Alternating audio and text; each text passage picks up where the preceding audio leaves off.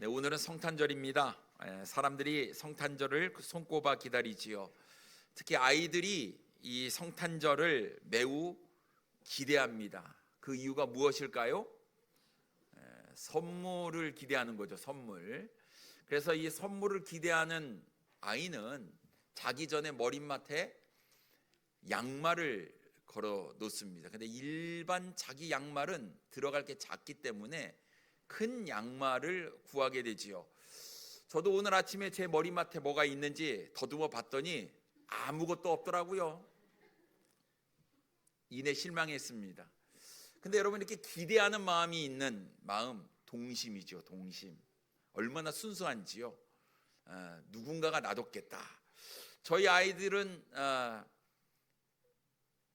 기대하는 마음으로 잠을 잡니다. 그래서 빨리 자라 그래서 잠을 안 자요. 뭐 선물이라도 놔둬야 되는데 애들은 산타 할아버지가 와서 선물을 놓고 갔다 이렇게 생각을 하지만 우리 아이들한테 늘 세뇌를 시킵니다. 산타 할아버지는 없다. 다 주님께서 주시는 거다. 그래서 선물을 이렇게 줬던 기억이 납니다. 우리 주일 학생들이 사라졌네요. 열심히 수화 찬양으로 하나님께 영광을 돌려드리고 어디 있습니까? 뒤쪽으로 이동을 했습니까? 선물 받았나요? 막 아니라고 막 고개를 막 다 동심을 깨버렸습니다. 우리가 그런 것 같습니다. 어른들도 연말에 사랑하는 가족과 함께 또 연인과 함께 식사를 보내며 시간을 보내며 즐거운 그런 때를 보내는 것. 그래서 크리스마스는 모든 사람이 즐거워하는 것 같아요. 대전에 유명한 빵집이 있습니다. 제가 대전 출신 아닙니까? 대전에 유명한 빵집이 있어요. 근데 딸기 시루 케이크인가? 그거를 산다고 이 추위에 6시간을 기다린대요. 6시간. 그거 하나 먹겠다. 이런 일념으로 말이죠. 자, 그러고 보면 대단한 것 같습니다. 그 케이크 도대체 뭐길래 사람들이 그러냐. 근데 여러분, 우리가 잘 아는 대로 24일, 25일 호텔 이 방들이 다 예약이 되고 분위기를 한껏 즐기기 위해서 뷰가 좋은 데는 더 비싸다고 하죠. 근데 우리는 왜 여기 이렇게 모여서 예배를 드리고 있는지 모르겠습니다만 여러분, 세상 사람들이 이야기하는 성탄절, 크리스마스와 우리가 느끼는 성탄절 완전히 다르죠. 개념이 다릅니다. 우리는 우리를 구원하시기 위해서 이 땅에 인간의 몸을 입고 태어나신 예수님께 감사하며 그분을 예배하며 영광을 돌리기 위해서 우리는 성탄절을 기다립니다. 참, 주님이 얼마나 우리를 사랑하셨는지, 우리를 구원하시기 위해서 또 우리의 죄를 사하시기 위해서 우리의 죄값을 대신 치르시기 위해서 하늘의 영광의 보좌를 버리시고 인간의 몸을 입고 이 땅에 오신 그 주님을 묵상하며 생각할 때 우리 마음 가운데 기쁨과 감사함이 있는 것이지요. 여러분, 낮아지는 것은 굉장히 어렵습니다. 쉽지 않아요. 우리가 올라가는 거에는 우리가 기를 쓰고 하지만 낮아지는 것은 우리가 참지 못합니다. 근데 우리 신이신 전능하신 하나님께서 인간의 몸을 입고 하늘의 높고 높은 그 보좌를 버리고 낮고 천한 마국간에 태어나셔서 그 후에는 멸시와 천대를 당하시고 십자가에 못 박히는 고난과 죽음의 길을 가시기 위해서 내려오신 그 모습은, 그 사랑은 우리가 가히 상상할 수 없을 정도로 너무나 크다라는 것입니다. 그래서 여러분, 우리 성탄절 하면 우리를 사랑하여 주셔서 이 땅에 오신 주님을 우리가 기억하고 감사하며 묵상하는 것이 우리가 중요하다. 그런데 사탄은 이 개념을 깨버리는 것이죠. 더 이상 예수님을 생각하지 못하게 만드는 것이 사탄의 전략입니다. 성탄절 쾌락과 향락의 날로 바꾸었습니다. 선물을 주고 받는 날로 바꾸어 버렸습니다. 외식하는 날, 쇼핑하는 날로 바꾸어 버렸지요. 믿지 않는 사람들 밤새 술을 마시고 즐기는 날이 되어버리고 말았습니다. 사람들의 생각 가운데 성탄절 하면 떠오르는 이미지가 예수님이라는 것을 지워버리고 말았다라는 거예요. 안타까운 일이지요. 예수님의 생일이기 때문에 예수님께서 주인공이 되어야 하는 것임에도 불구하고 예수님은 성탄절의 주인공 자리에서 내려온 지 오래되었다라는 것입니다. 그래서 많은 사람들이 예수님을 생각하고 예수님께 관심을 갖고 예수님께 집중해야 하는데 그것을 못하게 한 사탄의 계략은 성공적으로 흘러가는 것 같습니다.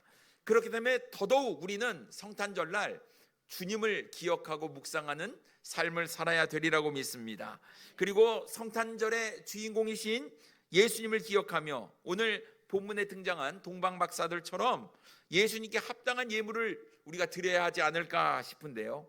오늘 우리는 예수님의 생일을 맞이해서 본문 말씀을 가지고 나는 주님께 무엇을 드릴까라는 제목으로 함께 은혜를 나누기를 원합니다. 첫째로 사람들은 가치가 있다고 생각하는 것에 자신의 모든 것들을 투자합니다. 박사들은 동방으로부터 예루살렘에 왔습니다. 오늘 본문 1절 말씀에 보면 헤롯 왕 때에 예수께서 유대 베들레헴에서 나심에 동방으로부터 박사들이 예루살렘에 이르러 말하되 라고 말씀하고 있습니다. 동방으로부터 왔대요. 동방은 어디일까요? 원어로 보면요, 해가 뜨는 곳을 의미하고 있습니다. 해가 뜨는 곳, 동쪽에서 해가 뜨잖아요. 그래서 해가 뜨는 곳에서부터 박사들이 왔는데 해가 뜨는 곳은 동쪽이기 때문에 동방에서 왔다라고 이야기를 하는 거예요. 정확히 동방이 어디일까는 학자들의 견해가 분분합니다. 어떤 학자는 동방을 페르시아라고 이야기하는 학자가 있고, 어떤 학자는 바벨론이라고 이야기하는 학자가 있고, 어떤 학자는 아라비아에서 왔다라고 이야기를 합니다. 그렇기 때문에 우리는 이 동방 박사가 어디서부터 어느 나라에서부터 왔는지는 우리가 정확히 알 수는 없지만 일단 동쪽에서 왔다는 것은 분명합니다. 먼 거리를 왔다는 것은 우리가 확실해집니다. 근데 왜 동쪽에서부터 그 박사들이 먼 거리를 오랜 시간을 거쳐서 왔느냐 하는 거예요. 이유는 한 가지입니다. 유대 땅에 위대한 왕이 탄생하셨기 때문에 그 왕을 경배하기 위해서 왔다라는 거예요. 여러분, 박사가 뭡니까? 박사, PhD, 박사를 얘기하는 것은 아니고요. 이 박사는 별을 연구하는 점성술가를 이야기합니다. 별을 연구하는데 큰 별이 떠오른 거예요. 큰 별은 바로 왕이 태어났다는 것을 암시하는 것이었습니다. 그래 이 점성술가, 이 박사들이 연구를 했더니 유대 땅에 이 세상 인류를 구원할 엄청난 위대한 왕이 태어나셨다라는 것을 깨닫게 된 거예요. 여러분, 인류를 구원할 왕이 태어났으니 어찌 가만히 있을 수 있겠습니까? 그래서 왕을 찾아가 경배를 드려야겠다라고 생각을 했던 것이죠. 그래서 그들은 별을 보고 왕에게 경배하기 위해서 유대 땅으로, 다른 나라로 왔다라는 거예요. 2절 말씀에 보면 유대인의 왕으로 나신 이가 어디 계시냐? 우리가 동방에서 그의 별을 보고 그에게 경배하러 왔노라 하니라고 말씀하고 있습니다. 동방에서 온 박사들, 예수님이 어떤 분이신지 예수님의 가치를 알았다라는 거예요. 그렇기 때문에 자신의 일상생활을 포기하고 모든 일을 다 제쳐두고 그 태어나신 위대한 왕을 경배하기 위해서 온 거예요. 여러분, 지금이야 교통수단이 발달되어서 맘만 먹으면 차를 타고 비행기를 타고 이동할 수 있었겠지만 이 당시는 이동하는 것이 쉽지가 않았습니다. 하지만 먼 거리를 마다하지 아니하고 예수님을 경배하기 위해서 온 것이었어요. 먼 거리는 오랜 시간이 걸린다는 것을 의미하는 것 아니겠습니까? 오랜 시간 먼 거리를 이동한다? 여러분, 당연히 막대한 비용이 들었을 것입니다. 하지만 그들은 이런 것 저런 것 다 따지지 아니하고 오직 한 가지, 인류를 구원할 메시아, 그 위대한 왕 경배를 드려야 한다는 것 때문에 모든 것들을 다 제쳐두고 자신의 삶을 투자해서 왕을 경배하러 왔다라는 것이죠. 이 동방에서 온 박사들, 유대인의 왕이 태어났다라는 소식을 이 박사들로부터 헤롯 왕과 예루살렘 사람들이 듣게 되는 거예요. 3절 말씀에 보면 헤롯 왕과 온 예루살렘이 듣고 소동한지라 라고 말씀하고 있어요. 한바탕 유대가 소동이 났습니다. 들썩들썩거리는 거예요. 난리가 난 겁니다. 그 이유가 무엇인가 하는 것이죠. 여러분, 이 당시 유대를 다스리던 왕은 헤롯 왕이었습니다. 근데 이 헤롯 왕은 유대인이 아니었어요. 에서의 후예인 에돔 출신이지요. 이두메 지방 사람이었습니다. 그러니까 이방인으로서 지금 유대인들을 다스리고 있는 왕의 자리에 오른 사람이었어요. 근데 분봉왕이었습니다. 자기 나라는 아니었어요. 이 당시 유대는 로마의 식민지였습니다. 그래서 로마 황제로부터 임명을 받은 왕이었어요. 분봉왕이었죠. 근데 이방인이었던 헤롯이요, 어쨌든 이 민족주의가 강했던 이 유대 민족을 다스리기 위해서는 이 유대인들로부터 환심을 사야 했습니다. 근데 자신은 이방인이었잖아요. 그러니까 자꾸 말을 따르지 않는 거예요. 그러니 유대인의 환심을 사기 위해서 솔로몬 성전에 버금가는 헤롯 성전을 건설을 하게 돼요. 무려 이 헤롯 성전은 46년에 걸쳐서 지어지게 됩니다. 물론 이 헤롯 성전을 지었다고 해서 유대인들로부터 마음을 얻은 것은 아니었습니다. 또 안타깝게도 그 성전은 70년에 로마의 디도 장군에 의해서 파괴가 되고 말지요. 어쨌든 이 헤롯 왕은요, 굉장한 유대인의 환심을 사기 위해서 많은 노력을 했던 왕은 분명합니다.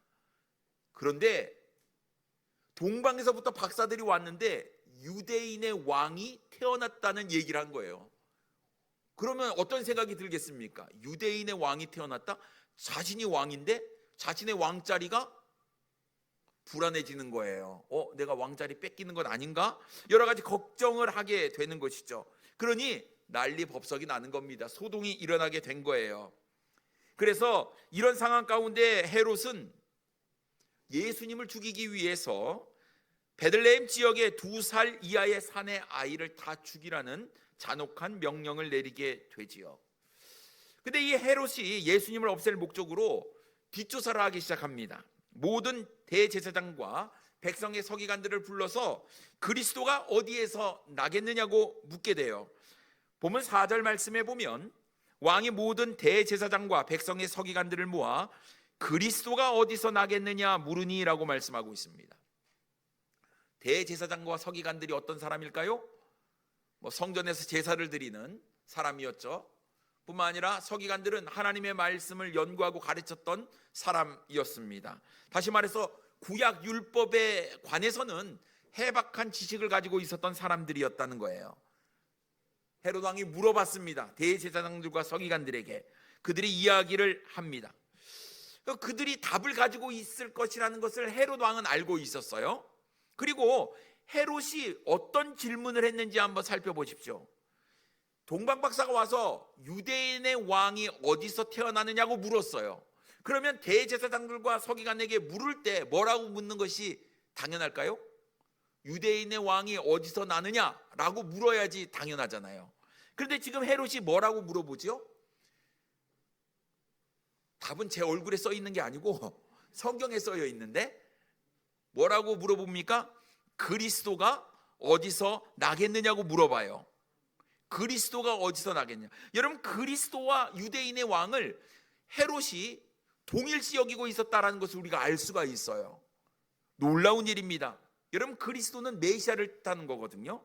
다시 말해서 인류를 구원할 메시아가 태어났다라는 것을 헤롯 왕이 동방으로부터 온 박사들을 통해서 알고 있었다라는 사실입니다.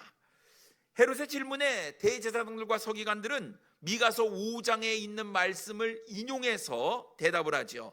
그 내용이 5절과 6절에 기록되어 있습니다. 이르되 유대 베들레헴이오니 이는 선지자로 이렇게 기록된 바 또 유대 땅 베들레헴아 너는 유대 고을 중에서 가장 작지 아니하도다. 내게서 한 다스리는 자가 나와서 내 백성 이스라엘의 목자가 되리라 하였음이니이다 라고 말씀하고 있습니다. 그들이 뭐라고 이야기를 했냐면 미가서, 그러니까 구약 율법에 대해서는 일가견이 있었던 사람이었기 때문에 성경 미가서에 이런 내용이 있습니다라고 이야기를 하면서 그 지역을 이야기합니다. 어디입니까? 유대 베들레헴이다라는 거예요. 여러분, 이 대제사장과 서기관들이 이야기하기 전까지는 예수님이 어디서 탄생하셨는지 헤롯 왕도 몰랐고 동방 박사도 몰랐다라는 거예요. 왜냐하면 그 하나님의 말씀에 대해서는 잘 몰랐기 때문이었죠. 그런데 지금 대제사장과 서기관을 통해서 베들레헴에서 예수님께서 태어나셨다라는 것을 알게 됩니다. 문제는 이제 지역은 알았는데 언제 태어났느냐는 알지 못하는 거예요. 그러니까 동방박사들이 이동한 거리가 있잖아요. 먼 거리를 이동해 왔습니다. 그러니 지금 헤롯의 생각은요, 어떻게 하든지 예수님을 죽여야겠다, 유대인의 왕을 없애야지만 나의 왕의 자리가 굳건하다라는 생각에 그 시점을 또 궁금하게 됩니다. 그래서 7절에 이렇게 묻습니다. 이에 헤롯이 가만히 박사들을 불러 별이 나타난 때를 자세히 묻고라고 말씀하고 있습니다. 그러니까 그때가 언제냐라는 거예요.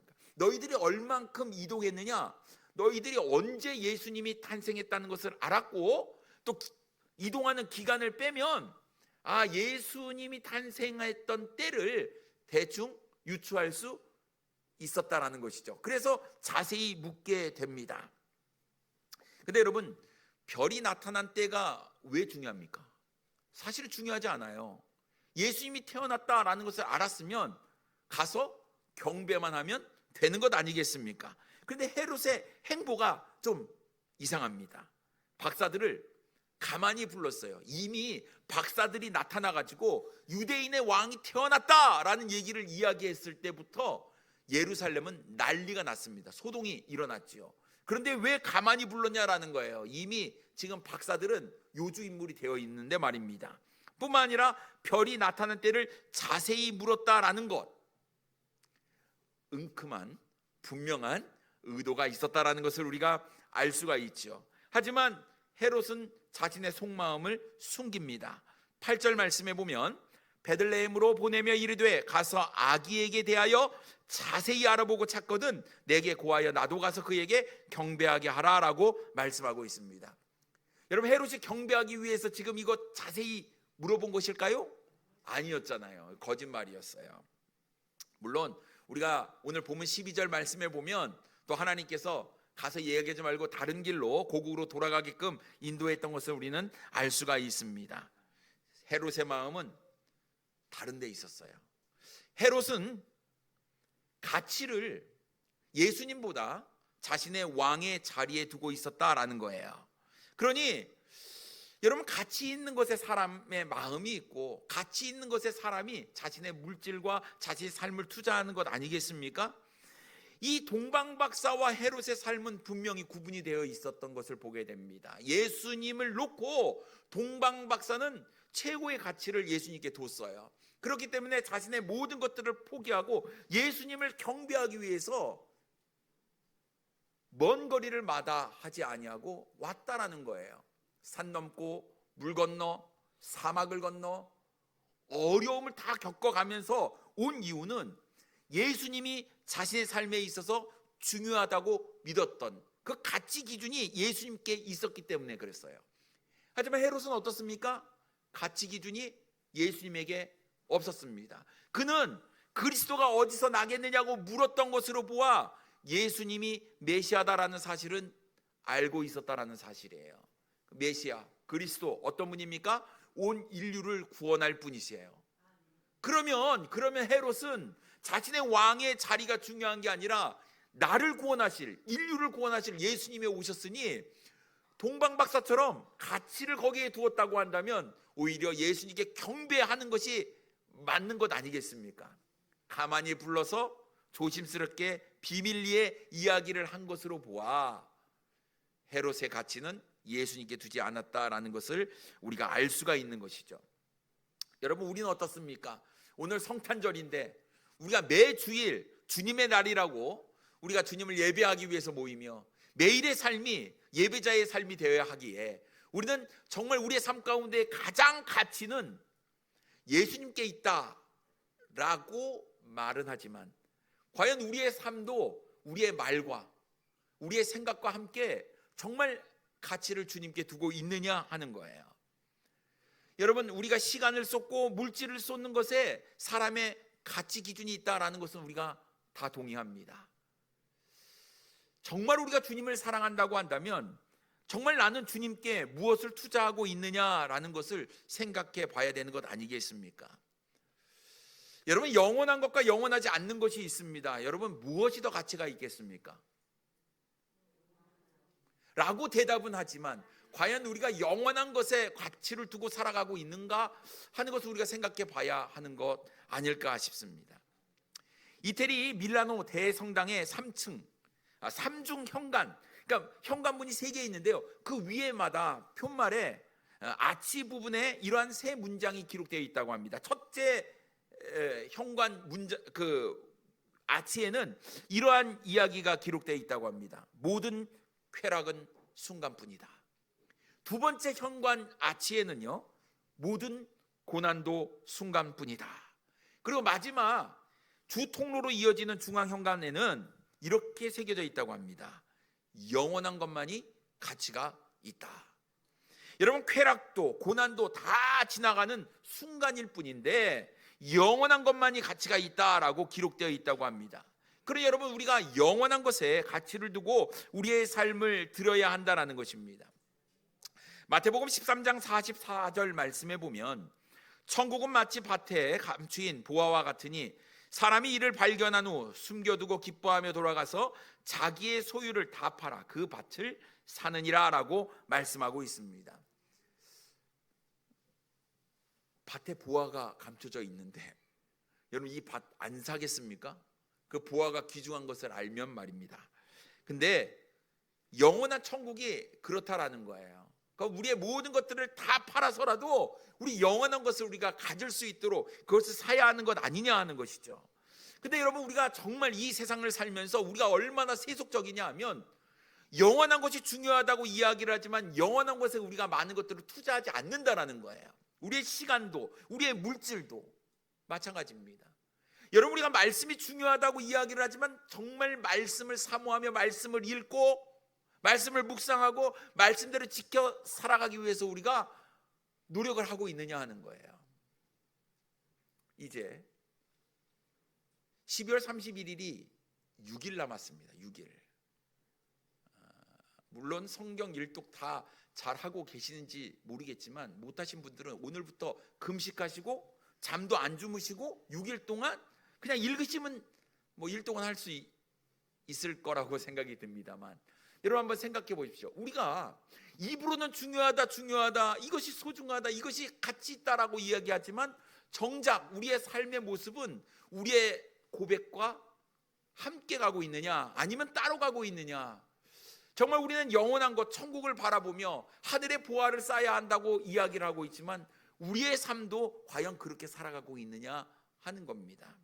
그렇지 못하면 여러분, 지금 동방박사나 헤롯이나 자신의 가치 기준에 많은 것들을 투자하는 것처럼 우리가 이들의 삶의 모습을 통해서 동방박사의 가치 기준은 여기에 있구나, 헤롯의 가치 기준은 여기에 있구나 우리가 아는 것처럼 우리의 삶의 모습이 우리가 무엇에 중심을 두고 무엇에 가치를 두고 살아가고 있다 하는 것을 증명해 주고 있다는 것이죠.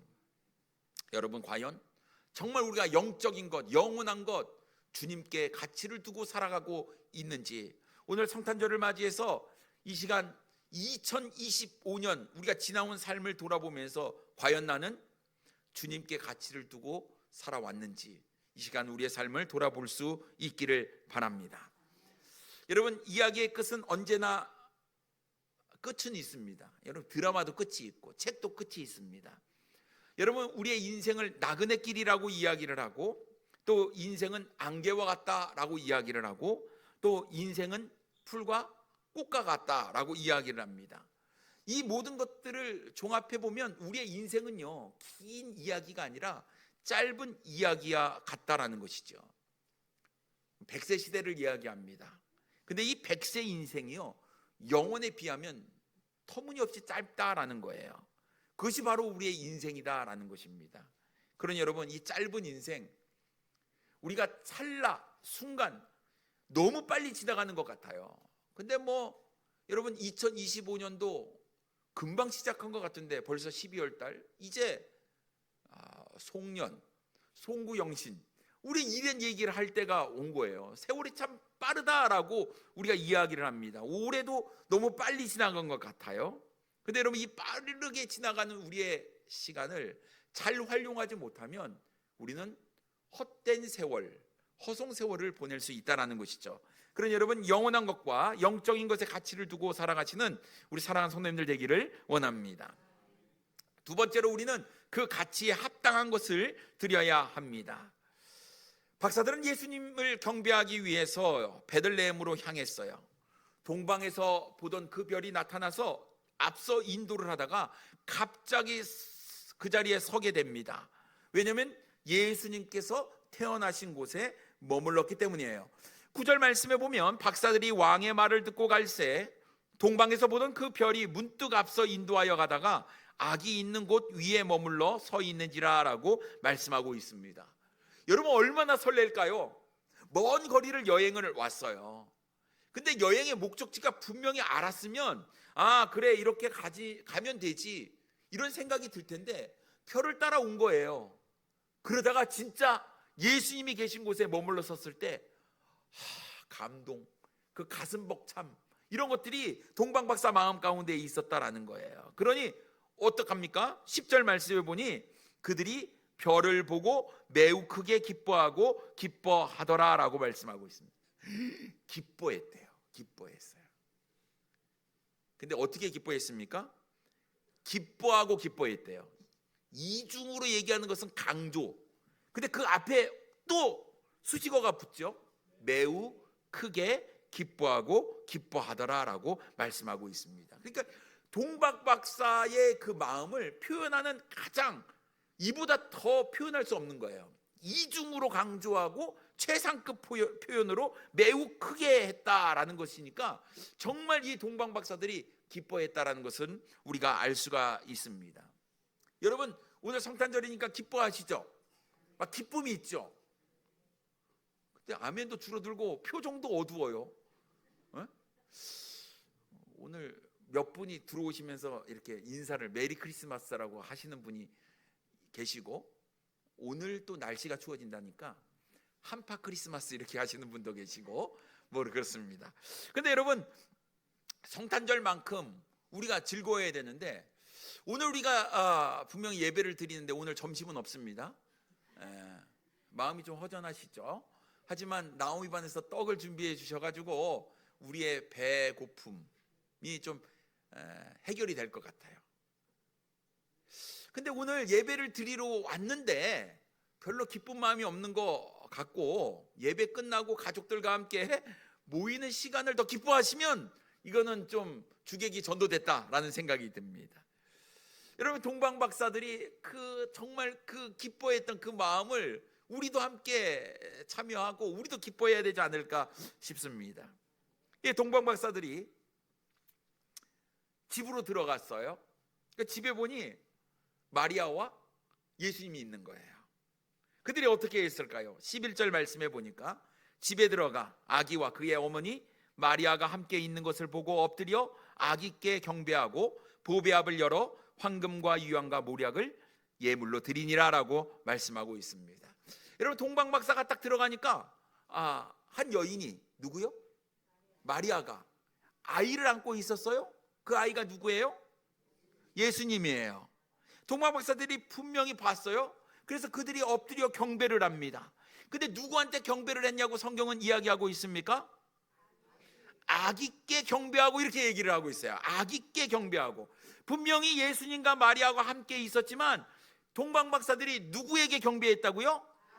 아기께. 마리아에게 경배했다는 말은 없어요. 예수님께만 경배했다고 이야기를 하고 있습니다. 여러분 우리의 경배의 대상은 오직 한 분, 우리 예수 그리스도이시다라는 사실입니다. 여러분 천주교에서는 뭐를 믿죠? 뭐를 경배하죠? 마리아. 그래서 성당에 딱 들어가면요 마당에 딱 기다리고 있는 분이 계셔. 그게 누굽니까? 마리아 상이 딱 있어요. 그래서 그 성당에 들어가신 분이 마리아 상 앞에서 일단 기도를 하고 그러고 가잖아요. 여러분 마리아는 인간이지 경배의 대상이 아니다라는 거예요. 여러분 오늘 동방박사들이 한 모습을 보게 되면 여러분 보통 아기 엄마가 아기를 안고 있으면 경배를 하잖아요. 근데 성경은 이들이 누구에게만 경배를 했다? 아기께 경배했다고 분명히 이야기하는 거예요. 그래서 여러분 우리의 경배의 대상은 오직 주님밖에 없다라는 것이죠. 마리아를 경배하는 거 이거 잘못된 거예요. 이거 우상 숭배하는 겁니다. 그래서 여러분 주님 외에 그 어느 것도 경배의 대상이 될 수 없다는 사실을 여러분 꼭 기억하셔야 돼요. 그리고 이 동방박사들이 자신이 정성껏 준비한 예물을 하나님께 드립니다. 11절 후반부에 보니까 보배압을 열어서 황금, 유향, 모략을 예물로 드렸다라고 말씀하고 있어요.